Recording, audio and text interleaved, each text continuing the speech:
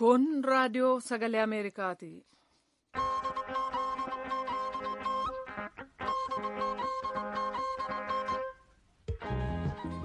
Raadiyoon sagalee Ameerikaa wixataa qabee hamma jimaataatti galgala keessaa sa'a 2:00 jalqabee hanga sa'a 3:00 meetir baandii 19:22-25 irratti Waashingtan DC irraa akka dabarsu sagantaa afaan Oromoo amma jalqaba.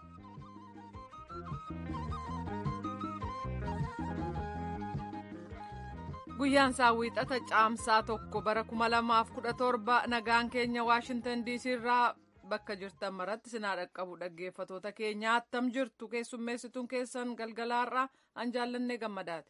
Kan oduu dubbisu immoo ani namoo daandiitti dhaggeeffatoota keenya akka mooltan hoogganaan dhaabbata basaasaa Yuunaayitid Isteetsi kan CIA yeroo ammaa kana Kooriyaa Kibbaa daawwataa jiru haalli naannawa sanaas muddama keessa akka jirutu dubbatamaa jira. Matoota oduu har'a qabnu keessaa tokko kun. Riippaabilikii Afrikaa Waaltaa keessatti hokkarri irra deebi'ee bifa haaraan ka'eera gabaasa qabna. Guyyaan har'aa jechuun caamsaan tokko addunyaa irratti guyyaa hojjetootaa jedhamuun kabajama. Kana irratti oduu booda gabaasa qabna. Qophiin torbanii ispoortii akkasumas Ameerikaaf uummata ishee walakkeessa sagantaa keenyaa boodatti fufuu hanga xumura sagantaa keenyatti nu waliin ta'a. Oduudhaaf gara namootti deebina.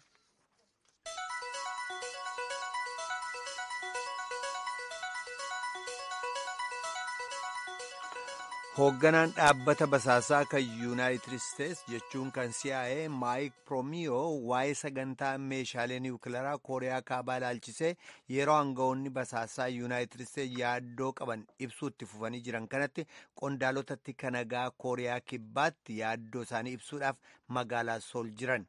Haadha warraa isaanii Suuzaan wajjin xumura torban dabreerra kan magaalaa galma mootummaa Kooriyaa Kibbaa qubatan Poompeeyoon hoogganaan dhaabbata basaasaa fi gargaartonni pirezidaantii biyyattii akka isaan waliin wal argan dubbatamee jira. Walga'iin kun ka geggeessame sa'aatiilee aga tokko booda immoo mootummaan Kooriyaa Kaabaa magaalaa Pyongyang irraa meeshaa dhukaasa niwukilaraa ittiin ofirraa fashalsiisu hojjechuu kan shaffisa cimaadhaan geggeessu ta'uu beeksisee jira. Kooriyaa Kaabaa sanbata dabre kanas yaalii dhukaasa misaayilaa kabiraa geggeessitee jirti. Yaaliin sun akka milkaa'in dubbatu Yuunaayitid Isteetsiif Kooriyaa Kibbaa.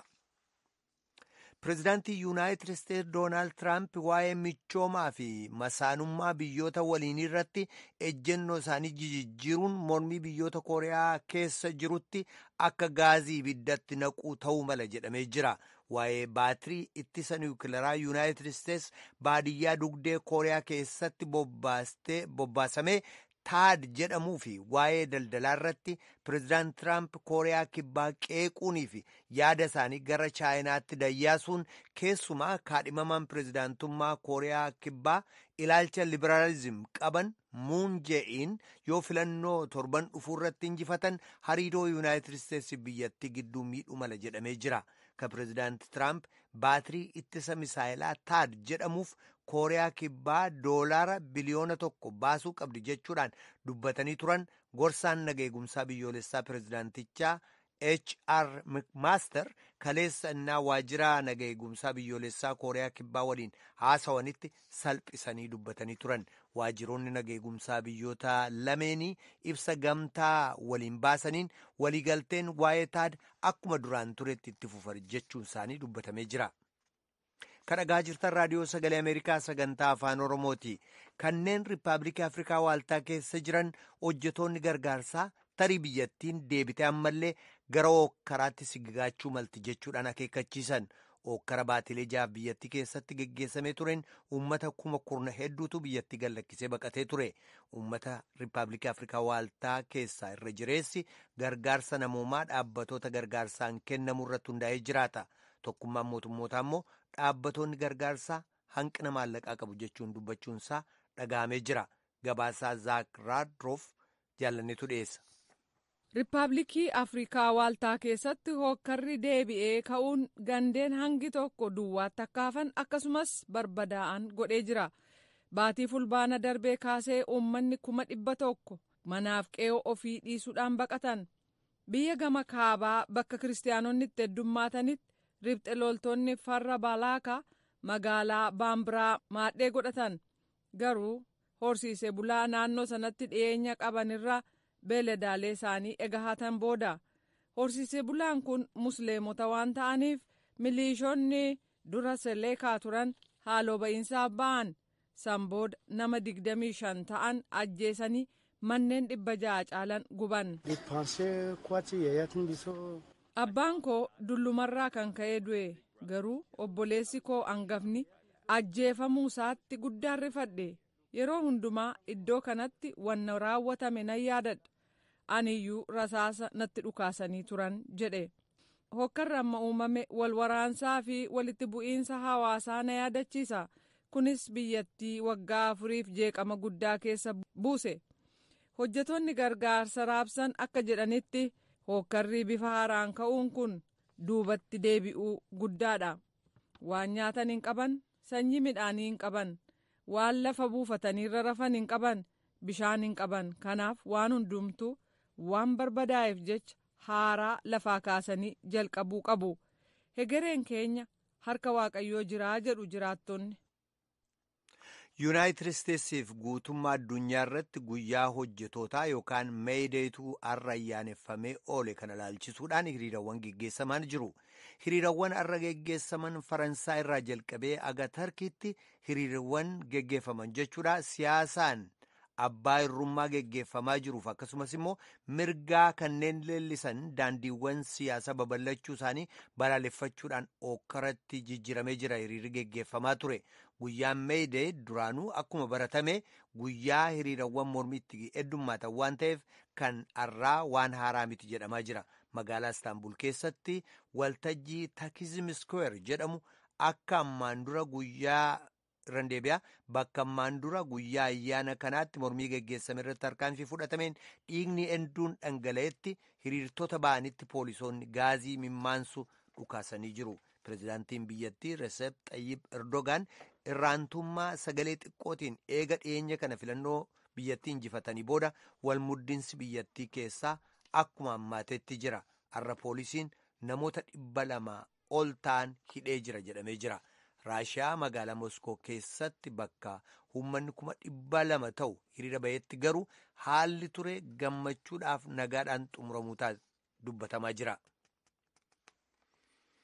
Waraanni Hindii loltoonni Paakistaan kadaangaa biyyoota lameenirra jirtu kutaa Kaashmir keessatti loltoota 2 nurraa ajjeesanii qaama isaanii kukkutanii gatan jechuudhaan balaaleffataa jira. Yeroo hariiroon biyyoota Eeshiyaa gama kaabaa lameen gidduu baay'ee hammaatee jiru kanatti waraanni Hindii gochaa kana akka haaloo ba'u dhaadatee jira. Oduun ammaaf qabnu kanuma.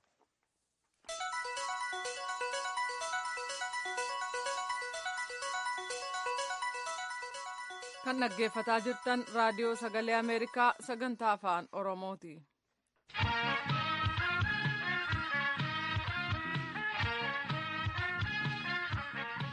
Guyyaan har'aa kan hojjetootaati. Guyyaa addunyaan hojjetoota kabajaa yaadatu. Biyyootii uffee Saharaa gadi kan Afrikaa keessatti 4 keessaa harki 3 hojii guyyaa hojjetu kontiraata mallatteessan hin qaban. Hojii isaanii yeroo kamiin iyyuu dhaabuu danda'u jedha jaarmiyaan hojjetoota addunyaa ILO'n. Mohaammed Yesuuf Naayiroobii irraa rakkoo hojjetoota mudatu irratti kan gabaase qaba tujube. Pireezidaantiin Keeniyaattaa Uhuruu Randeebiyaa pireezidaantiin Keeniyaa Uhuruu Keeniyaattaa ayyaaneffannaa guyyaa hojjettootaa kan har'aa irratti haasaa dhageessisaniin hojii dhabdummaa biyya isaanii keessaa dhabamsiisuuf waadaa seenan.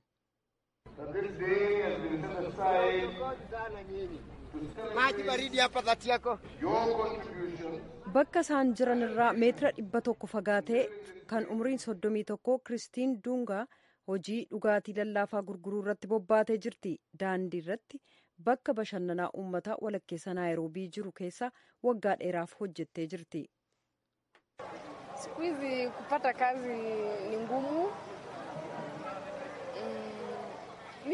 Yeroo ammaa hojii argachuun ulfaataadha. Ofii koof hojii uumee jiraachuuf han murteesse. Kan akka ammaa yeroo roobaa innaa ta'u maamiltoota dhugaatii kana nurraa bitatan hin argannu. Haa ta'u malee hojii kana itti fufee hojjechuufan of jajjabeesse. Sababiinsaas eessayyuu dhaqee hojii argachuu waan hin dandeenyeefi jette. Pireezidaantii Keeniyaattaan haasaa isaanii har'aa kanaan mindaan ittiin dalagaa eegalan 18% akka ol guddatu labsan.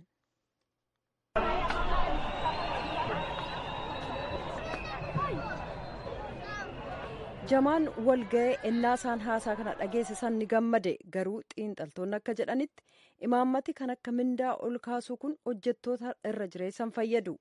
Akka qorannaa mootummaa Keeniyaa dhimma dinagdee kan bara 2017 mul'isutti waggaa darbee dalagaalee 333,000tu uumame. Haa ta'u malee dalagaaleen sun 100% harka 20 ol ka ta'u waaltaalee mootummaan hin to'atamin irraati. Kwame Oyinoo hoogganaa waaltaa dhimmootii dinagdee Keeniyaa keessaati. There's that disconnect. So on the one side we have unions which are talking for people who are in the formal sector raising wages, and when that happens sanarratti addaddummaan ka jiru karaa tokko waldaalee uummataaf dubbatan kanneen miindaa ol kaasan qabna. Sun ennaa ta'u dinagdee ilaalchisee kan jalqabaa ta'u hojiin ni xiqqaate. Ennaa hojiin xiqqaatu immoo namoonni gara waaltaalee kan mootummaan ta'in dhaqu. Kanaaf rakkoo sirrii hin taaneef furmaata kennaa jirra. Oyinoon akka jedhanitti Keeniyaa fi biyyootiin Afrikaa kanneen biroon namoonni hojii akka uumaniif haala mijeessuufii qabu. Afrikaa keessaa kanneen hojii uuman kaapitala isaanii ol guddifachuuf ni rakkatu. Akka Oyinoon jedhanitti mootummaan daldalaawwan xixiqqoo kanneen qabaniif liqaa bifa isaan ittiin argatan ilaalchisee seera haaraa baasuu qaba. Kanneen imaammata qopheessanis kan isaan ittiin galmaa'an bifa haaraa qabsiisanii haaressuu qabu jedhan.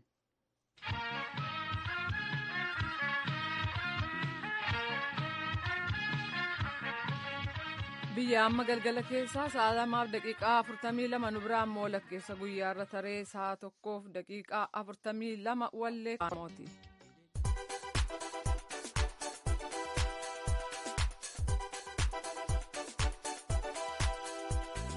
Qophii ispoortii.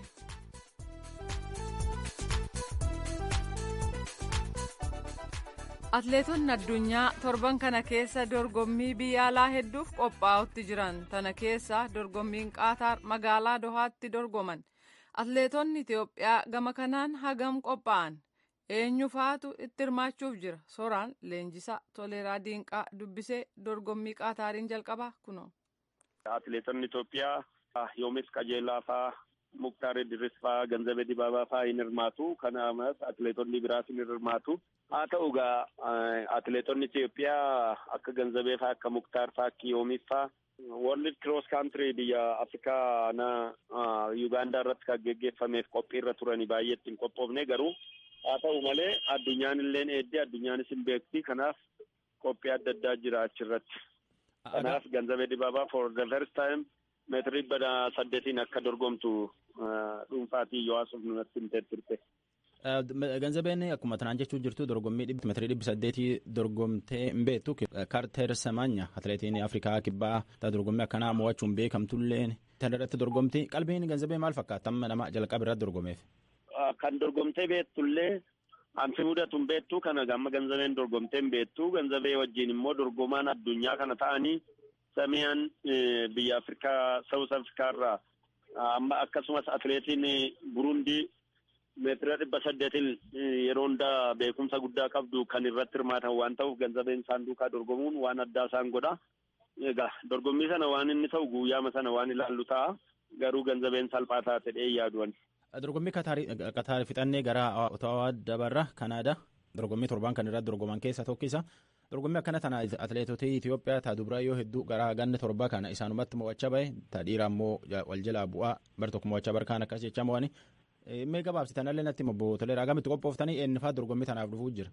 Egaa atleetota kana kan irratti qophaa'an atleetonni manaajeroota adda addaa bira hojjetanidha. Garuu haa ta'u malee akka carraa Kanaadaa Ottawa kan bara 2015 kan mo'atte atleetii kilebii Koka taate Abarruu Makuriyaadha. Bara darbees immoo lammeeffaa baate baranas immoo dorgomaa cimaa taate inni abdadhu akka Abarruu Makuriyaa fa'aa akka Asheetee Bakkareeffaa kan irratti hirmaatan yoo ta'u akkuma dura kaasuu yaaltetti Cheek Riippaabilik irrattis akka atleetonni bebbeekamoo akka Fayyisee Taaddasee fa'aa kan irratti hirmaatan ta'u. Kanaaf atileetonni jajjaboon egaa dorgommii cimaa godhannee eegaa jirra jechuudha. Gar dhiiraatiin hoo gachuun Otawaa keessaa gar Cheekillee keessaa gar dhiiraatiin inni fa'aa bidatan. Gama dhiiraadhaan tanjabil kan ta'e infoormeeshiniin qabu dubartoota kanan beekaa dubartoonni kun immoo jajjaboodha. Kanaaf amma paaragii Cheek Riippaabilik irratti Fayyisee Taaddasee fi Ruutti Babuun beekaa. Kanadaa Otawaa irratti immoo Abarruu Makuriyaaf Asheetee Bakaree Kilebii godhanan beekaa. Kanaaf atileetonni jajjaboo warra dhiiras akkasuma jiraachuu danda'u. Akka Kilebiitti waan hin beekuun qabu namoonni biraan jiraachuu danda'u. Fiildiin aniitti irratti leenjisaa jiru 10,000 akka ta'e hin beekama. Kana irratti immoo atileetonni dorgomoo cimoo ta'anii Ganzabee Dibaabaa, Galatee Burqaa, Yoomis Qajeelaa, Muktaar Indirisfaa akka ta'anii garanumaa yaalii guddaa gochaa jirra. Isa duraadha waan ta'eef. Friday fuuldura keenya jiru dorgommiin kun geggeeffamu. Walumattuu torbaan kan ijoollee hagam qopheeffatan dorgommii hagamitti qophaa'uu jirtan biyya 4-5 illee ta'uu dandeetti. Guyyaa jimaataarraa kaasee jechuun hin banamaa torbee isaatti Shangaay biyya Chaayinaa keessatti hin jira. Akkasuma atileetonni gosa fiildii adda addaatiin akka 500, 5,000, meetira 3,000 wal jijjiiranii kan dorgoman waan ta'uuf akkasitti addaan baafnee nutis akka fiildii isaaniidhaan qophii guddaa gochaa jirra. Amma abalufaa jechuu duwwaa utuu hin ta'in atileetota hedduuti wal jijjiiranii kan dorgoman jechuudha. Maaliif yoo amma fakkeenyaaf 1,000 meetira 800 du'aa irratti jira yoo ta'e 1,500 immoo Shangaay ta'uu danda'a. Meetira 5,000 immoo dubartootaan Shangaay 3,000 dhiiraan immoo Shangaay akkasitti wal jijjiireeti kan deemamu waan ta'eef Diyaamend Liigii akkuma beektu wal jijjiiramee deemama. Isarratti bakka akkasumatti addaan guurree kan hojjechiisaa jirru jechuudha akka iventii isaaniidhaan. Adootan jennu meenaa hin beennellee gurru diidessinaa atileetiin tokko fakkeenyaaf Ganzabee jennu yookaan ammoo atileetummaan tokko ganna keessatti marroo hagam dorgoman 800 meetira 5,500 illee haa ta'u fakkeenya Ganzabee fudhannee yoo dubban fakkeenyaaf ganna keessatti marroo hagam dorgoma atileetiin tokko. Fakkeenyaaf Ganzabeen amma 800 kaasee hanga 5,000tti dorgomtee jechuudha. 3,000 dorgomtii, 5,500 dorgomtii, maayiliin dorgomtii, yeroo duraaf immoo 800 dorgomtee jechaadha. Atileetiin tokko 5,500 qabee hanga 5,000tti hin dorgomaa jechuudha. Biyya adda addaa irratti fiildii iventii adda addaa jira jechuudha. Diyaamend Liigiin kun yoo dogoggoruu baadhee biyya 14 irratti Irooppii keessatti gaggeeffama. Kana irratti naanna'anii waa dorgomanii Ameerikaa dabalatee jechuudha. Kanaaf iventii adda addaadhaa 5,500 kaasanii amma hanga 5,000 jidduutti kan jiru abbaan dandeettii ga'umsa qabu hundumtuun dorgomachuudha. Ganna keessa marroo 15 illee yookaan marroo 10 illee dorgomuu danda'an jechuun averejii yoo ilaalle. Seera IFT jira. Atileetiin tokko Diyaamend Liigii injifachuuf eddeetti qabxiin 60 jira, eddeetti 8 jira, eddeetti 12 jira. Qabxiin 60. Qabxiin kun ida'ameeti waggaa irratti xumura waggaa irratti atileetiin tokko eddee akkasitti kan argata jedhamee taa'ameeraaf. Qabxii 6 irraa kaasee jechuudha. Isa irratti ida'amee 10 keessaa filatee eddeetti wada yookaan bakka 5 yookaan bakka 6 yookaan immoo bakka 1-2 ba'ee akkasitti ida'amee tan namichi atileetiin tokko addaan ba'ee injifataadha jedhamuu danda'u. Dhumarratti fakkeenyaaf isteepilcheezii irratti eddee meeqatti yoo mo'ate tokkoffaaf lammaffaa ba'ee yoo wal qabxiinsaa ida'amaa deemee maal akka ta'e. Fakkeenyaaf 3,000, 5,000 fi 5,500 ida'amaa deemee maal akka ta'u akkasiin addaan ba'a. Atileetiin tokko yoo akkam jabaatee jedhame 5 hanga 7 dorgoma. Sadarkaa addunyaatti. Yoo Diyaamend Liigii injifachuu danda'e jechuudha. Maayilii an jedhamu jira. Fakkeenyaaf amma chaalenji an jedhamu jira, miiting an jedhamu jira. Isaan kun qabxii ga'aa yoo ta'an gara Diyaamend Liigiitti dabarsu jechuudha. Kan addaan qoodameet itti deemama. 5 hanga 7 kun ka Diyaamend Liigiiti. 5 hanga 7 Diyaamend Liigiidha. Kaan ammoo kanaa irraa hafe dorgommiin hedduun jiraachuu dandeetti. Walumaa galatti atileetiin kanatti murteessa. Dansaayyee 5 hanga 7 kun Diyaamend Liigii dorgommii sadarkaa addunyaati. Kaanillee ammoo dorgommii biraallee hedduu keessaa qooda qabaachuu danda'a. Hojii nam dadhabsiiftuuf namni jabaan qofti irratti wal dorgoma akka taate irraayyuu hubachuu dandeenya. Obbo Toleeraa Dinqaa guddoo galateeffannaa atileetota tanaaf walitti qophaa'uu jiranillee jajjabaadhaa miilallee ammoo fayyaa argadhaa jenna. Ansoora haala keetii qophii ispoortii wixataatiin wal agarraa nagayaan bulla. Obbo Toleeraa wayyoo mina gahees.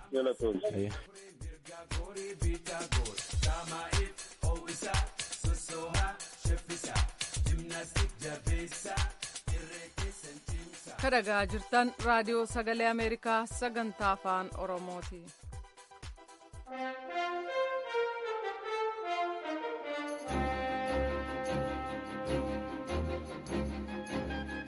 ameerikaaf uummata ishee.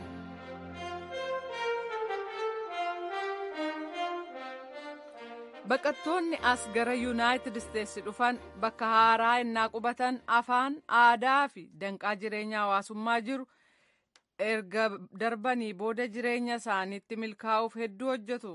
muuxannoo argataniinis gara hojiitti jijjiiruudhaan madda galii ofii fi hawaasa isaanii har'aafillee gumaachu.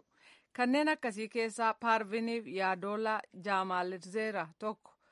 joohaan shaawutu kana erge tujubee dhiyeessa. mana huccuutti hodhan kutaa virjiiniyaa bakka shaarletsviil jedhamutti argamu keessaa kan hojjetan paarvin jamaal reezaa akkas jedhu.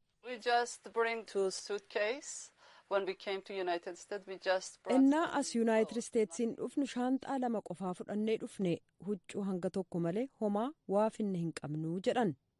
huccuu sana waliin maqasii huccuu ittiin muran 2 fidnee dhufnee jedhu. This is a very old deer to us. We brought from Iran. My husband by 40 years ago. Kuni hedduu dulloomaaf nuyiif waan gatii jabeessa.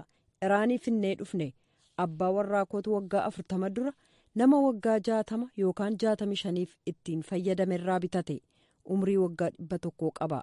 Ammayyuu sirriitti hojjeta maqasiin kun jedhan. Paarvin Jamaal Reezaa mana huccuutti hodhan yaadis oltareeshin jedhu walakkeessa magaalaa shaarletsviil jedhamu keessaa qabu. waggaa 11 dura abbaa warraa isaaniif ijoollota isaanii 3 waliin ta'uudhaan baqataa ta'anii gara yuunaayitid isteetsi dhufan. When we came to United States in the Charlottesville airport, we don't know what we do, but somebody called our name. as yuunaayitid isteetsiin ennaa dhufnuuf buufata xayyaara shaarletsviilitti ennaa buunu maal akka goonuun beeknu turre. nama tokkotu maqaa keenya waame. hedduu gammanne. kanaaf namni tokko nu beeka jennee jedhan. namni sun koree baraarsaa sadarkaa addunyaa kan baqattoonni bakka qubataniif bakka jiraatan akka argatan gargaaru IRC irraati.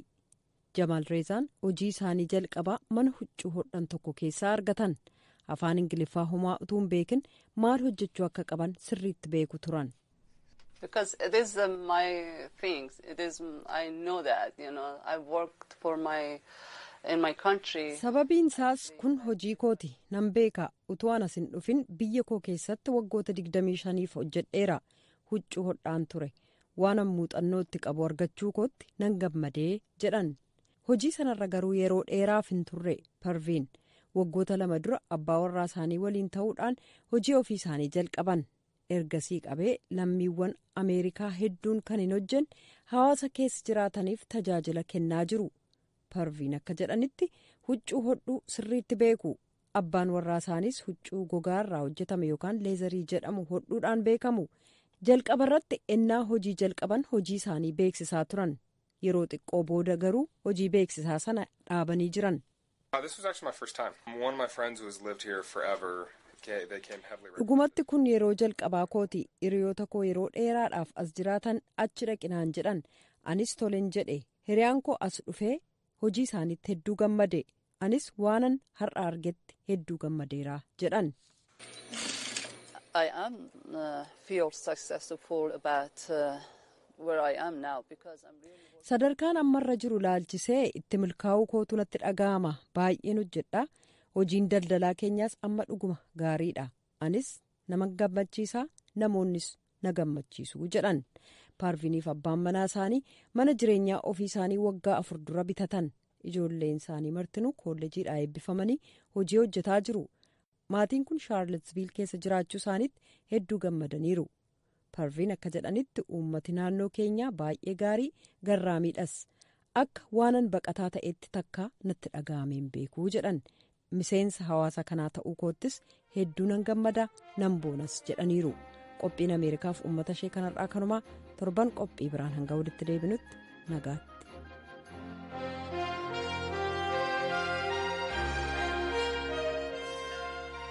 Dhaggeeffattoota keenyaa sagantaa keenya xumuruu dura matoota oduu keessaa naga tokko sin dhageessisa. Hoogganaan dhaabbata basaasaa Yuunaayitid Isteetsi kan CIA Maayik Poompeeyoo waa'ee sagantaa misaayilaa niwukilaraa Kooriyaa kaabaa ilaalchisee yeroo aangawoonni basaasaa Yuunaayitid Isteetsi yaaddoo qaban ibsuu itti fufanii jiran kanatti qondaalotatti kanagaa Kooriyaa kibbaatti yaaddoo kana ibsuudhaaf magaalaa Sool jiran.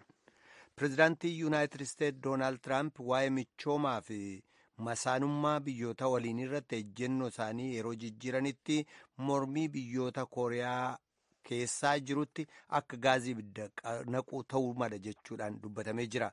Waa'ee baatirii ittisa niwukilaraa Yuunaayitid Isteetsi baadiyyaa dugdee Kooriyaa keessatti bobbaafamee taad jedhamuu fi waa'ee daldalaa irratti pireezidaant Tiraamp Kooriyaa kibbaa qeequunii fi yaada isaanii gara Chaayinaatti dayyaasuun keessumaa kaadhimamaan pireezidaantummaa Kooriyaa kibbaa ilaalcha liberaalizim qaban moonjeen yeroo filannoo torban dhufuu irratti filataman hariiroo Yuunaayitid Isteetsi biyyattii gidduu ammeessuu mala jedhamee jira. Sagantaa afaan Oromoo kanumaan xumurraa amma sagantaa afaan Amaaraatti itti fufa gama keenyaan nagaatti bula.